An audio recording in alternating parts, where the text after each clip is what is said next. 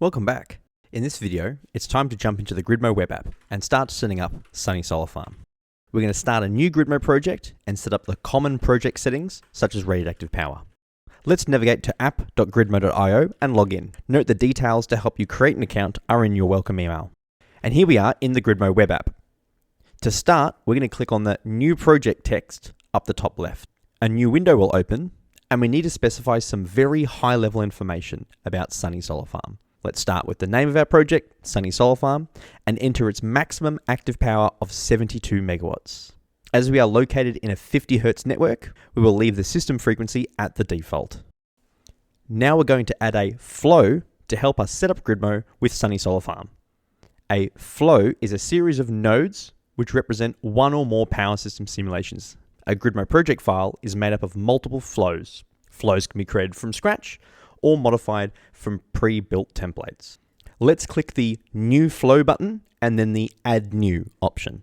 This window shows all the templates we can add to our gridmo project. We recommend all new projects start with gridmo's Model Setup template.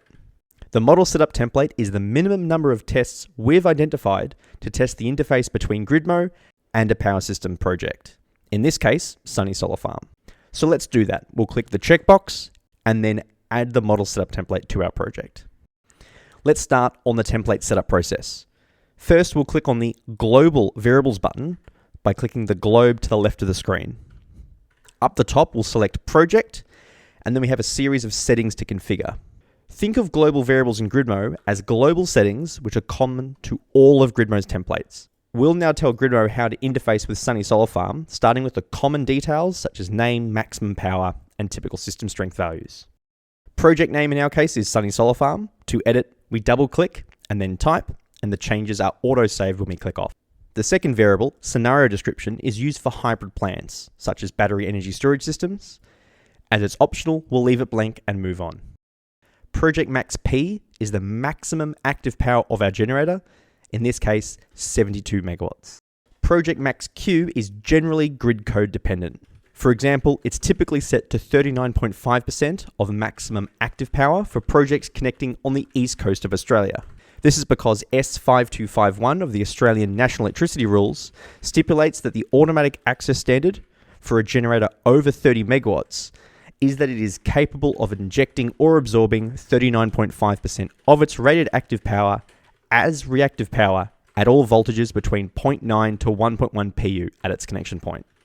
So we'll set this as 72 times 0.395, which is 28.44 MVAR for now. Project max S, also known as the PQ capability corner point, is equal in our case to 72 megawatts and 28.44 megavar at the POC. This, by Pythagoras' theorem for apparent power, is 107.52% of Pmax, or about 77.4 MVA.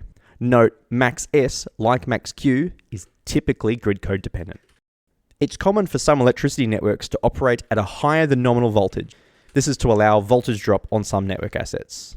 Our 66 kV sub-transmission network for Sunny Solar Farm is one such network, so we set our typical connection point voltage to what we've received from the utility or from what we've concluded from our studies. Note the unit is in per unit on the typical voltage base of the connection point. Now it's time to set the max and min system strength for our generating system.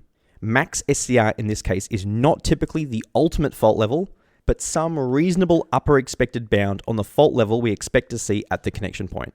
Gridmo's template use short circuit ratio, SCR, which is the ratio between fault level and the generator's active power. For example, if we have 720 MVA of fault level at our connection point, our SCR for Sunny Solar Farm will be 720 divided by 72, which is 10.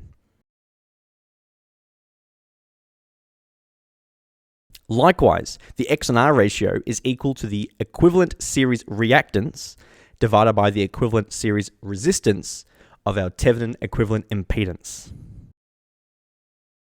The final variable, fpath prefix, we can leave blank for now as it's also optional. And that's it. We've completed the first step in setting up Sunny Solar Farm with Gridmo.